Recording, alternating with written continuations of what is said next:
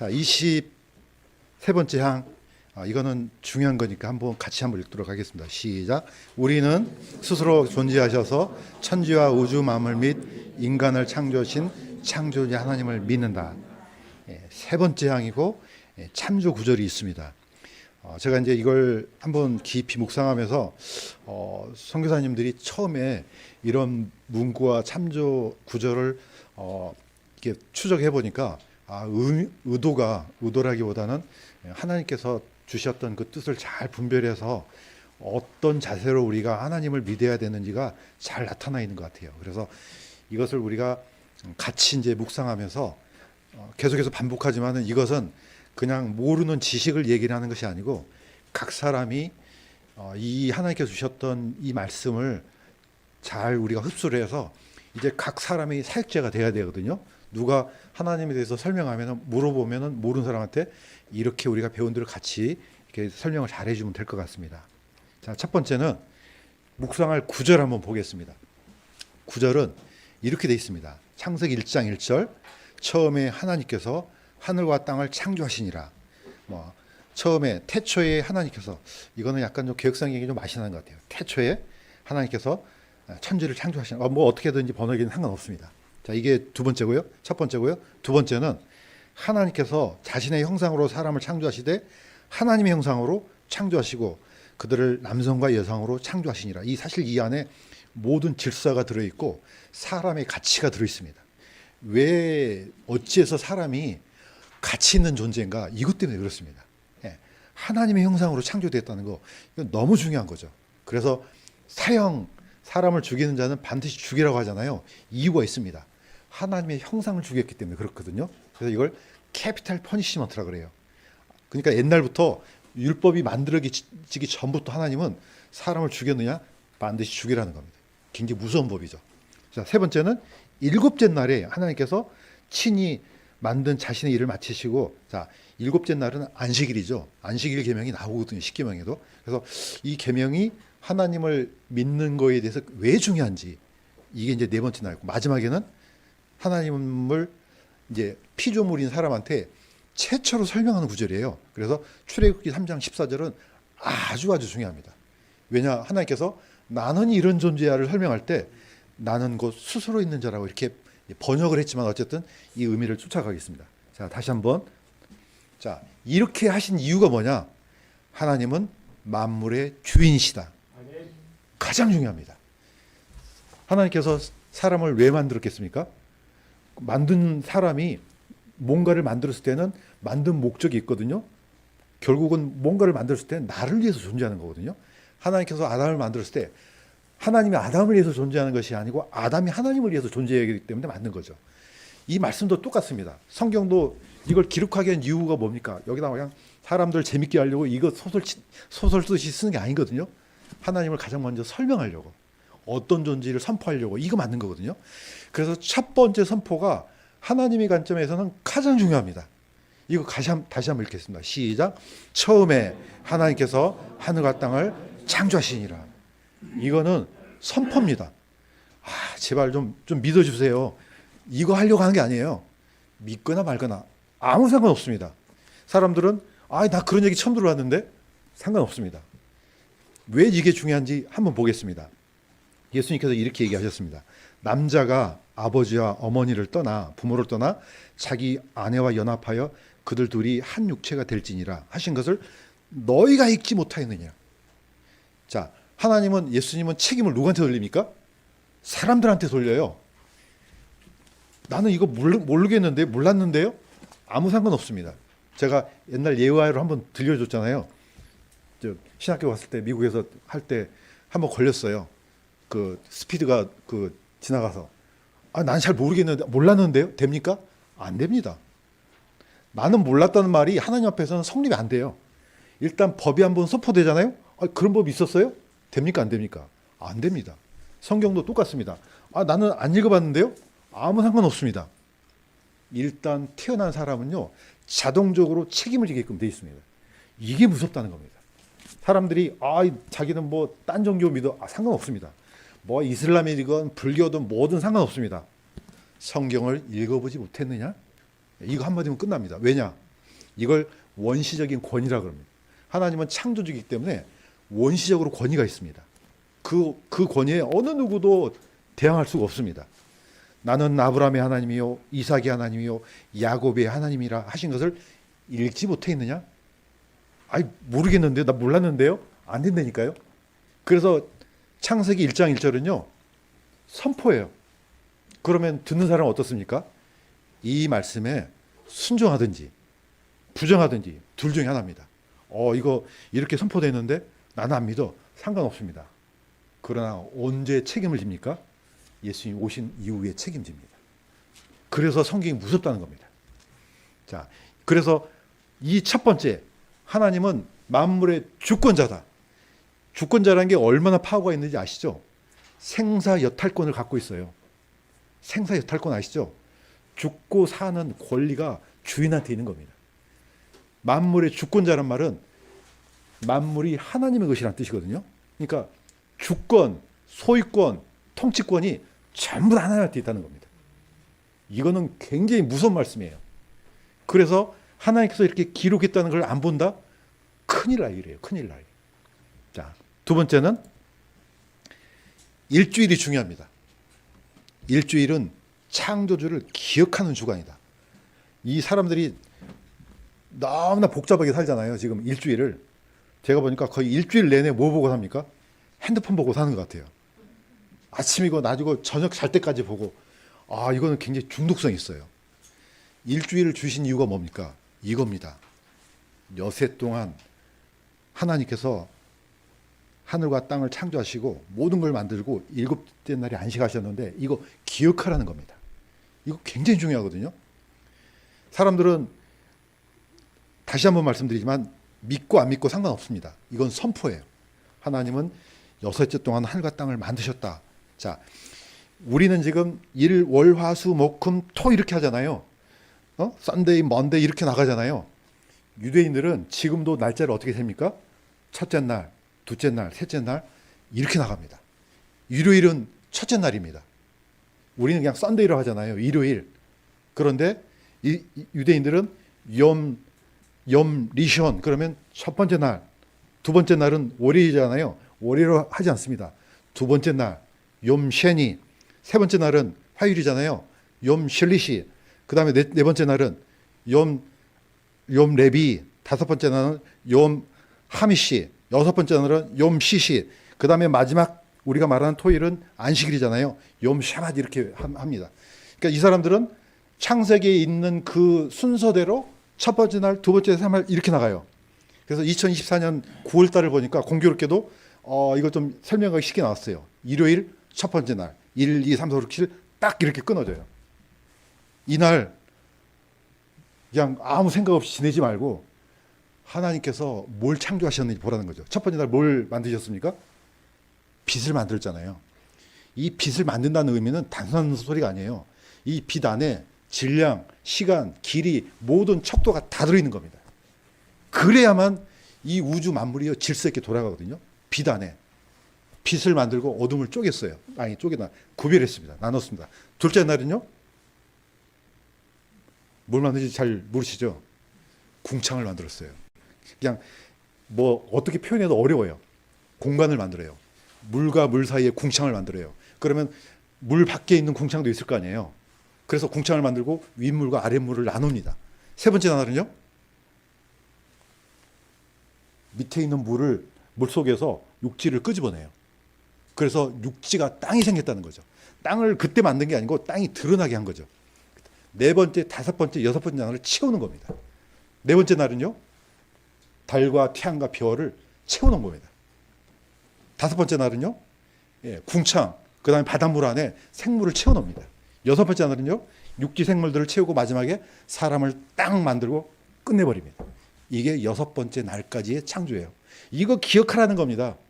이거 기억하고 하나님의 모든 창조의 주권자구나. 이걸 지금 7이라는 숫자 안에다가 다 집어넣은 거예요. 7은 그냥 숫자 럭키 세븐 이렇게 하면 안 돼요.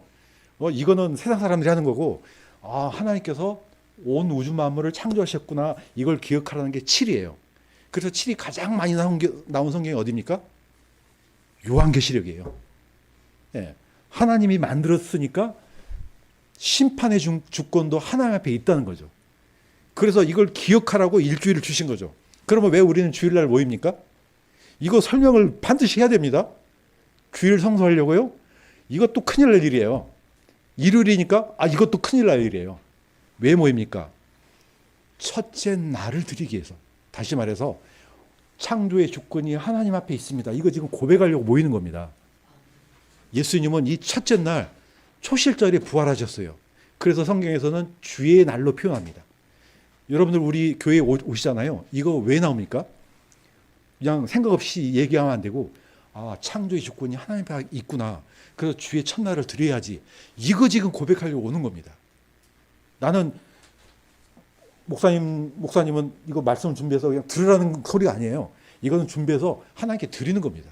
여러분들은 귀를 드리고 나는 입술을 드리고 마음을 드리고 다 드리는 겁니다. 그래서 주의 첫날 모이는 거죠. 굉장히 중요한 거죠. 그래서 계속해서 우리가 지금 주의 첫날 계속 모이는 거잖아요. 그래서 이 주일이라서 주일 성수하기 위해서 또는 안식일 대신에 모인다? 전부 다 이건 아닙니다. 자, 일주일 안에 하나님의 주권과 소유권과 통치권이 다 들어있다는 거죠.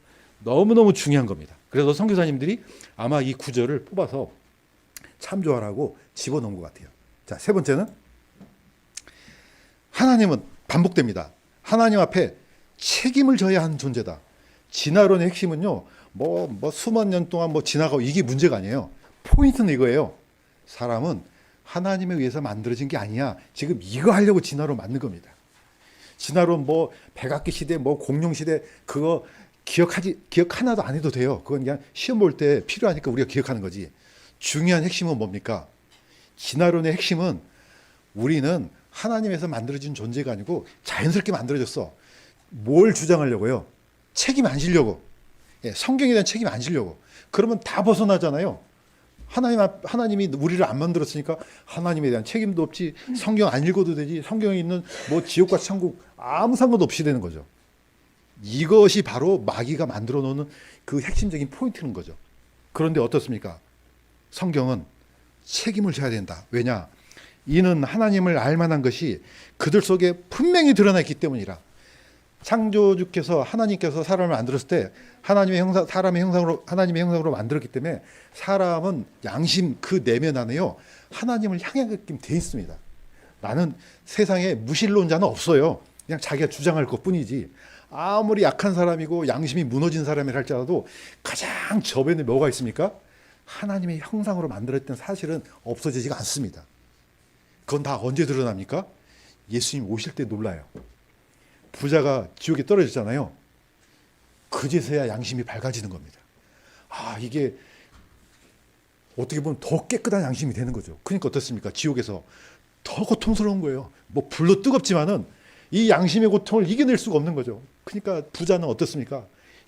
우리 형제들 5명 있는데 제발 좀 죽어있는 나사로 살려서 보내달라 하잖아요. 양심이 가장 깨끗해지는 겁니다. 이게 두렵다는 거죠. 오늘 말씀을 안 했잖아요. 두려운 게 뭐가 있는가 몇 가지 있잖아요. 가장 두려운 것은요. 우리 믿는 사람이고 믿지 않는 사람이고 간에 가장 두려운 것은 양심이 열리는 겁니다. 그런데 우리는 뭡니까? 미리 열어놓잖아요. 그러니까 하나님의 말씀을 받아들일 수 있는 거죠. 불신자들은 닫아놓잖아요.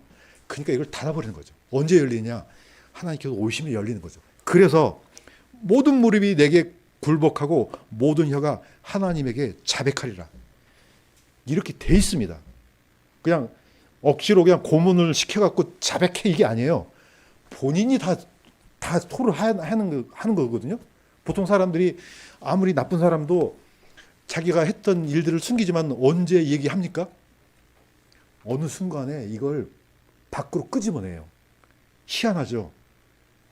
당나귀 기는 하나님 기는 임금님 기는 당나귀 기를 하잖아요. 몰래 숨어서 해도 이 말이 자기도 모르게 이게 나오게끔 돼 있어요. 이건 하나님께서 그렇게 만들어 놓으신 거죠. 그래서 우리는 성령께서 주신 그 깨끗한 양심 안에 거하면 얼마나 기쁩니까? 그런데 이걸 숨기고 하다가 나중에 하나님께 열어버려요. 무서운 일이 있다는 거죠. 그래서 자, 포인트는 누구든지 한 번 태어났느냐? 그러면은 하나님 앞에 반드시 책임져야 된다. 이게 무서운 겁니다. 우리가 하나님에 대해서 믿는 것은 바로 이런 것 때문에 믿는 겁니다. 자, 세 번째, 그러면은 하나님을 어떻게 믿느냐 이것뿐만 아니고 반드시 따라와야 되는 거, 사람의 창조 목적이 따라온 거죠. 왜 만들었냐 이거죠. 하나님께서 시편에 이렇게 고백했습니다. 내가 주를 찬양하리니 내가 두렵고도 놀랍게 만들어졌나이다. 이건 누구 고백입니까? 다윗 왕의 고백이에요. 다윗 왕이 왜 위대합니까? 골리앗 죽여서요? 이거는 하나도 위대하지 않아요. 이게 위대한 겁니다. 왕이었지만은 이분은 겸손한 왕이었습니다. 내가 주를 찬양하겠다. 왜? 내가 내 존재를 보니까 참 놀랍게 만들어졌나이다. 시편 103편도 똑같습니다. 그분께서는 우리의 구조를 하시며 우리가 먼지임을 기억하시는도다. 자, 프레임을, 우리가 내가 만들어진 걸 보니까 이야, 하나님께서는 우리가 어떤 존재인지 아시거든요. 이거 우리가 고백하는 겁니다. 우리는 쓸데없는 존재입니다. 우리 안에서 무슨 영광을 드리겠습니까? 그렇지만은 이렇게 큰 은혜를 주신 것 감사합니다. 이거 하나님께서 기뻐하시는 고백이거든요. 왜냐하면 창조 목적이 이루어지는 겁니다. 이 고백을 통해서. 그래서 하나님께서는 모든 것을 창조하셨고 또 그것들이 주를 기쁘게 하려고 존재하며 창조되었나이다. 이게 그냥 하나님께서 팔 비틀어 갖고 내가 이런 존재야 지금 알으라는 그런 뜻이 아니에요. 이 궤도를 쫓아가야지 사람은 가장 행복합니다. 이걸 벗어나게 되면요, 큰 어떤 기쁨이 솟아날 수가 없습니다. 왜냐? 하나님은 그런 목적으로 창조했기 때문에 그 창조 목적대로 살아가면 가장 큰 기쁨이 일어난다는 겁니다. 사람도 만든 도자기를 만들었는데 도자기를 위해서 사람이 있습니까? 사람을 위해서 도자기가 있는 거죠. 하나님을 위해서 사람이 있다는 겁니다. 이거는 잊어먹으면 안 된다는 거죠. 그래서 우리가 주일날 와서 어떻게 고백합니까? 나를 만드신 하나님 감사합니다. 만물을 만드신 하나님, 모든 주권이 하나님께 있습니까? 있습니다. 이거 고백할 때 하나님 가장 기뻐하신다니까요. 그래서 우리가 주일날 이 예배를 드리는 겁니다. 이걸 잊어버린 순간부터요, 사람은 서서히 무너지기 시작하는 겁니다. 아담이 왜 선악의 열매를 따먹었습니까? 이거 잊어먹은 순간부터 일어나는 겁니다. 왜냐하면 죽이기 전제되는 거거든요. 하나님이 주권자가 아니고 어느덧 내가 주권자가 되는 거죠. 이 죄악이 서서히 싹트기 시작하는 겁니다. 자, 마지막에 이제 거의 다 끝났습니다. 하나님은 이렇게 설명하셨어요. 모세한테 나는 스스로 있는 자니라. 저는 성경을 이제 쭉 보다 보니까 성경에서 가장 어려운 번역이 뭐냐? 저는 단호하게 말합니다. 이 부분이라고 생각됩니다. 이거는요, 사실 번역이 안 돼요. 그냥 우리는 맨날 성경이 번역이 되니까 쉽게 읽잖아요. 이거는 제가 원어를 보니까요, 번역이 안 되는 구절이에요. 왜 그러냐? 유대인들이 이걸 영어로 번역하려고 무진 애를 썼어요. 하다 안 되니까 그냥 음역을 해버렸어요. 그 음역이 뭐냐? 예의의 아세르 예의예요. 길죠? 길어요. 이게 번역이 안 돼요. 그래서 음역을 했어요. 그래서 혹시라도 이해를 시키려고 뭘 첨부했느냐? I am what I am. 이렇게 번역을 해줬어요. 또 안 되니까 I will be what I will be. 이렇게 번역을 했어요. 이게 이해가 되면요, 그 이해된 사람은 아주 탁월한 천재예요. 이거는 이해를 못해요. 왜 이해를 못하느냐? 제가 설명하겠습니다. 이 히브리어 동사는 영어는 9가지 시제가 있어요. 헬라어는 7가지 시제가 있어요. 그런데 7가지도 왜 7가지냐? 현재형이 현재 플러스 현재 진행형이 돼요. 미래는 미래 진행형이 같이 포함돼요. 그러니까 이것을 각 나라마다 그 언어의 간극이기 때문에 이걸 설명하기 힘들어요. 그런데 히브리어는요, 시제가 2개밖에 없어요. 이 헬라어가 이걸 담아낼 수가 없어요. 우리 한국말도 이 언어를 담아낼 수가 없는 거죠. 자, 하이야라는 동사는 있었다라는 뜻이에요.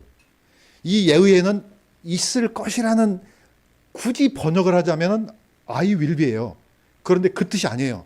그 뜻은 뭐냐면은 계속해서 존재한다라는 의미가 바로 예의예요. 이걸 어떻게 번역해요? 안 됩니다. 그래서 하도 고심해서 에라 모르겠다, 예의에 아세르 예의에 이렇게 음역을 해버린 거죠.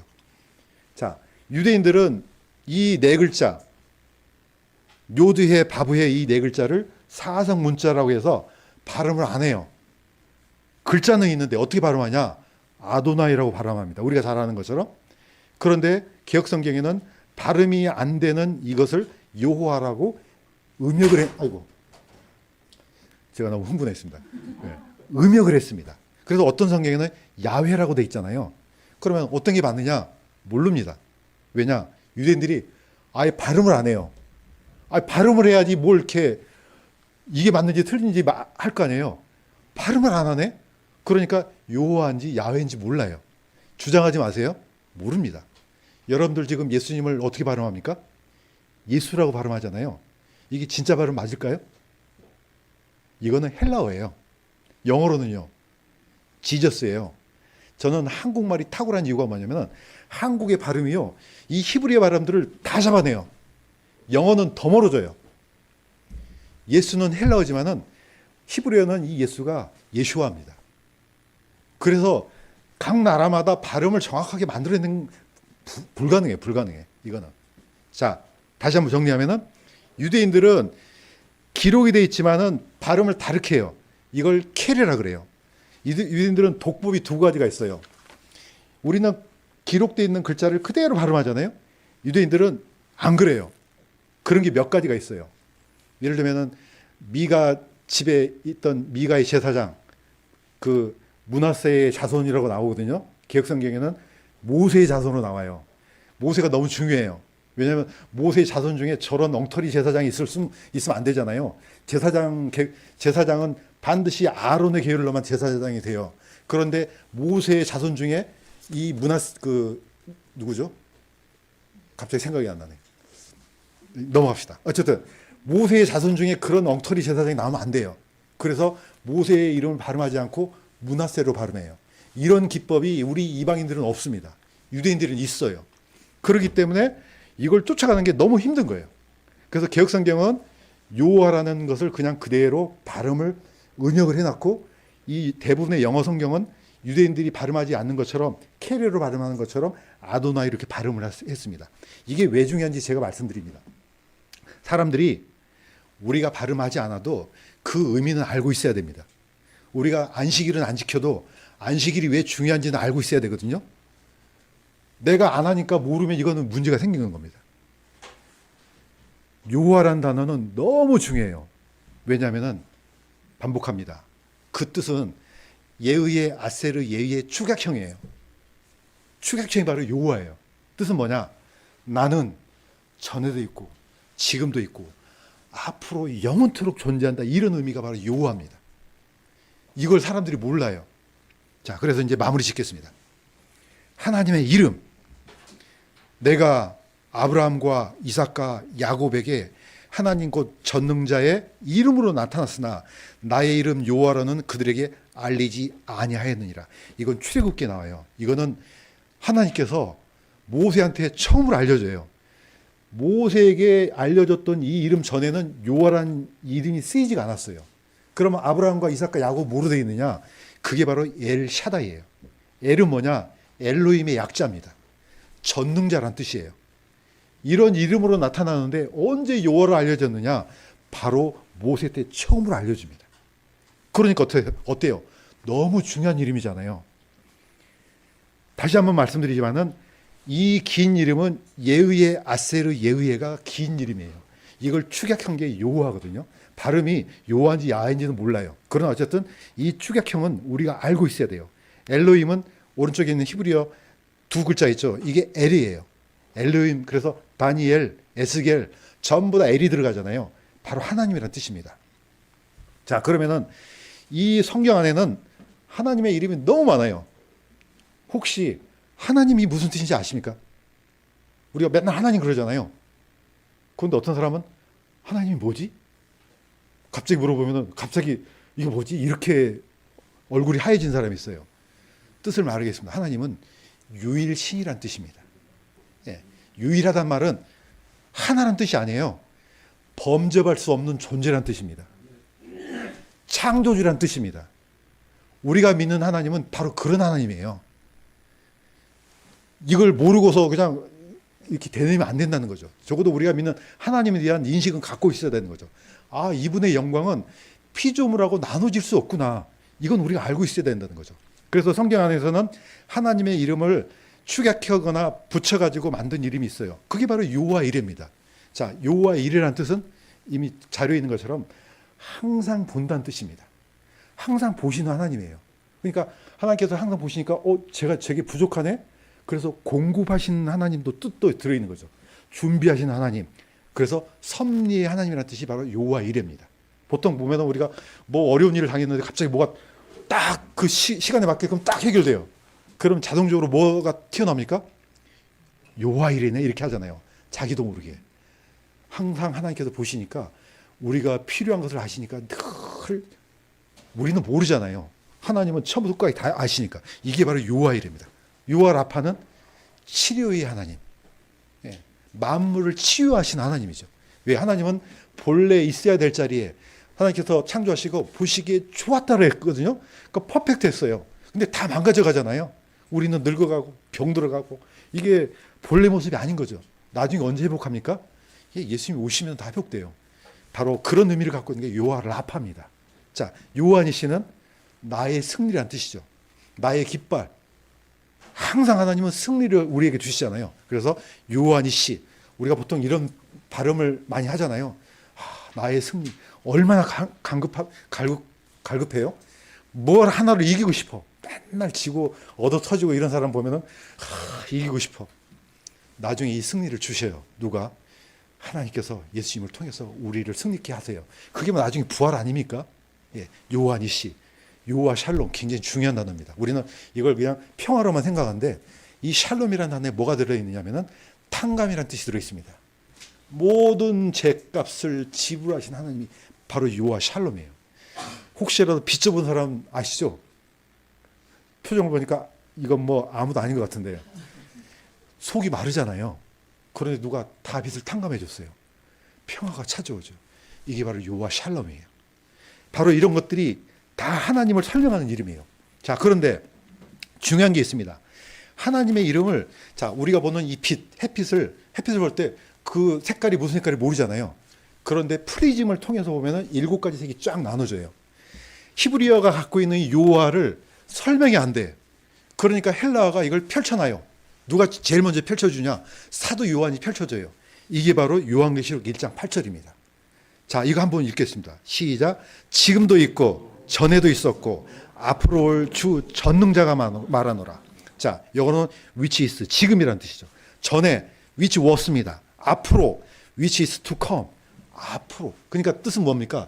계속해서 끊임없이 존재하는 뜻이죠. 이것을 번역을 어떻게 했습니까? 나는 스스로 있다고 이렇게 번역을 해줬어요. 저는 이것만큼 탁월한 번역이 없다고 봐요. 이분은 정말로 하나님께서 계시해 주셨거든요. 왜냐하면 우리 한국말이 스스로라고 만들어지지만 스스로라는 단어가 없어요. 그런데 이걸 첨가해서 영원한 하나님, 다시 말해서 피조되지 않았다는 거죠. 창조의 주권을 이것보다도 더 기가 막히게 번역할 수 있을까? 저는 없다고 봐요. 그래서 킹제임 성경이든 흠정역이거든 다 어디를 쫓아갑니까? 나는 스스로 있는 자라고 하잖아요. 기억성경에서 가져온 겁니다. 왜? 이건 너무 탁월해요. 이 안에 하나님의 모든 존재, 하나님의 주권, 소유권, 성취권이 이 이름 안에 다 들어있는 겁니다. 자, 펼쳤습니다. 사도 요한이 지금도 있고, 그러니까 전에도 있었고 지금도 있고 앞으로도, 다시 말해서 피조되지 않는 창조의 주권을 설명하는 아주 엄청난 이름입니다. 자, 우리가 하나님을 믿을 때 적어도 이 기본적인 것은 알고 믿고 사람들한테 혹시 물어보면은 설명해 줬으면 너무나 좋지 않을까 생각이 듭니다.